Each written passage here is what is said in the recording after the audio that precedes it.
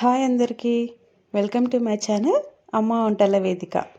ఈరోజు మనం నెయ్యి ఎలా తయారు చేసుకోవాలో చూద్దాము. ఇంట్లోనే ట్రెడిషనల్గా టేస్టీగా అండ్ హెల్తీగా నెయ్యిని తయారు చేయబోతున్నాం. మరి దీనికోసం ఇక్కడ పెరుగు మీద మీగడ తీసుకుంటున్నాము.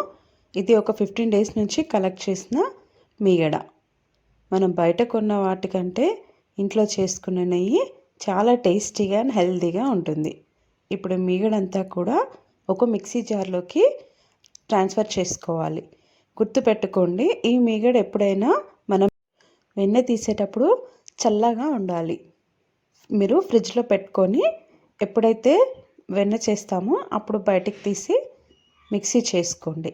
ఇలా అంతా కూడా ఒకసారి మిక్సీ చేసుకోవాలి. కొన్ని వాటర్ యాడ్ చేసుకొని మరొక 5 నిమిషాల పాటు మిక్సీ చేసుకోవాలి. చల్లగా ఉన్నప్పుడు మాత్రమే మిక్సీ చేసుకోవాలి. ఇక్కడ చూస్తున్నారు కదా ఎంత మీగడ వచ్చేసిందో పైకి. ఇదంతా కూడా వెన్నండి. చాలా బాగుంది కదా. ఈ విధంగా పైకి వచ్చేస్తుంది. మీరు ఒక 5 minutes పాటు మిక్సీ పట్టుకుంటే వెన్నంతా కూడా ఇలా పైకి వచ్చేస్తుంది. ఇక్కడ మీకు మా మమ్మీ చూపిస్తారు ఎంత చక్కగా వెన్న తీస్తుందో చూడండి. ఎంత బాగా వచ్చేసిందో కదా. ఇలా వెన్న మొత్తం కూడా మిక్సీ చేసినప్పుడు పైకి వచ్చేస్తుంది.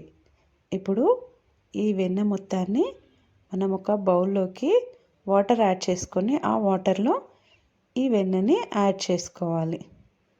ఎంత చక్కగా వచ్చిందో కదా. చాలామంది పగిలిపోతుంది అంటుంటారు, కానీ ఇలా చల్లగా ఉన్నప్పుడు మిక్సీ చేసుకోండి, మీకు వెన్న చాలా బాగా వస్తుంది.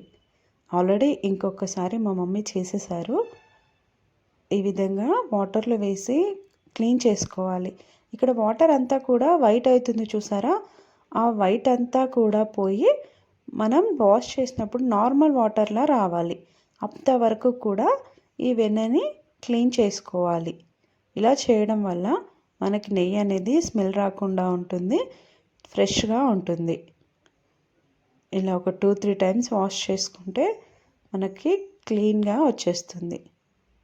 ఇప్పుడు ఈ వెన్నను పక్కన పెట్టుకొని ఈ వాటర్ని తీసేయాలి.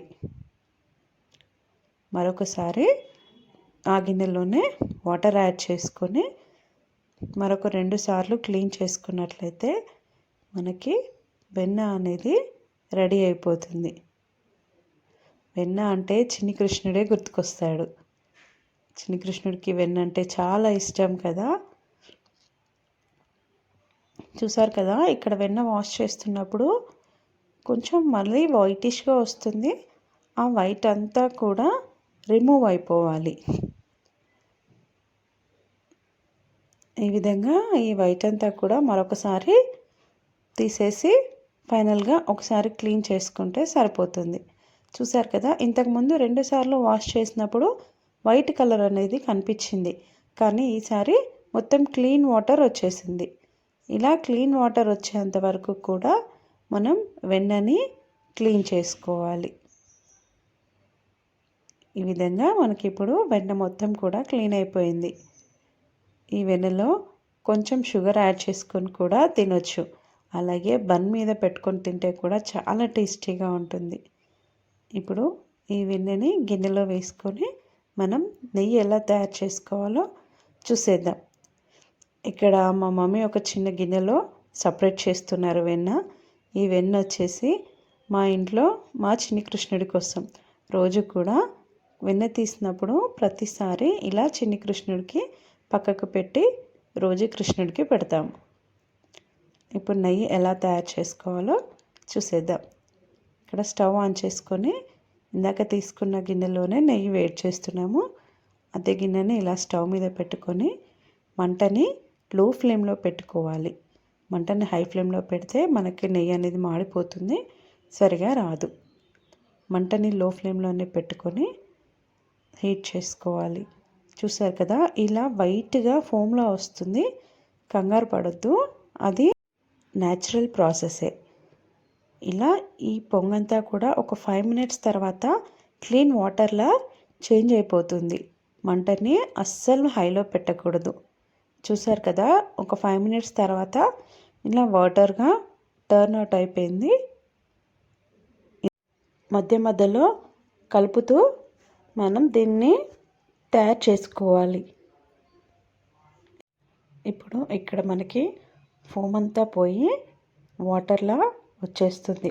చూసారు కదా, ఈ నెయ్యి అయ్యేలోపు మనం చిన్ని కృష్ణుడికి వెన్న పెట్టేద్దాము. ఈ విధంగా వెన్న తీసిన ప్రతిసారి కృష్ణుడికి పెడతాము మేము. చూసారు కదా, ఇక్కడ ఫోమ్ అంతా పోయి వాటర్లా వచ్చేసింది. అండ్ ఇప్పుడు ఇక్కడ కొంచెం సాల్ట్ యాడ్ చేసుకోవాలి.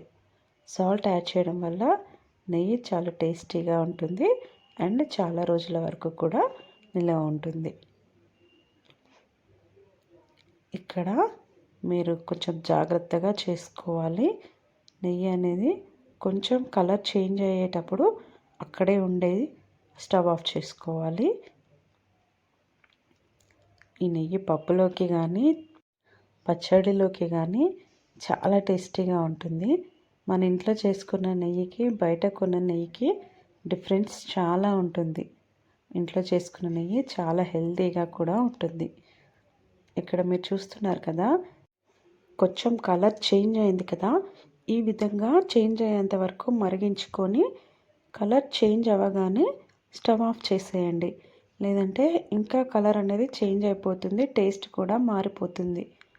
కొంచెం గోల్డెన్ కలర్ రాగానే స్టవ్ ఆఫ్ చేసి చల్లారనివ్వండి.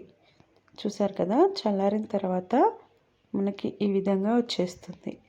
ఇప్పుడు దీన్ని మనం వడగట్టుకోవాలి. ఒక స్ట్రైనర్ని పెట్టుకొని దానిలోకి వడగట్టుకుంటే మనకి టేస్టీగా నెయ్యి రెడీ అయిపోతుంది. చూసారా, నెయ్యి ఎంత క్లీన్గా వచ్చేసిందో. మనం వెన్నని ఎంత బాగా క్లీన్ చేసుకుంటే మనకి నెయ్యి అనేది అంత చక్కగా వచ్చేస్తుంది.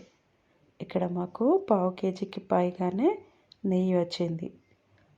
చూసారు కదా, ఎంత సింపుల్గా నెయ్యి ప్రిపేర్ చేసుకోవడం. మీరు కూడా ప్రిపేర్ చేసి ఎలా వచ్చిందో చెప్పండి. అలాగే ఈ వీడియో కనుక నచ్చినట్లయితే వీడియోని లైక్ చేసి షేర్ చేయండి. అలాగే మన ఛానల్ని సబ్స్క్రైబ్ చేసుకోండి. Thank you so much for watching.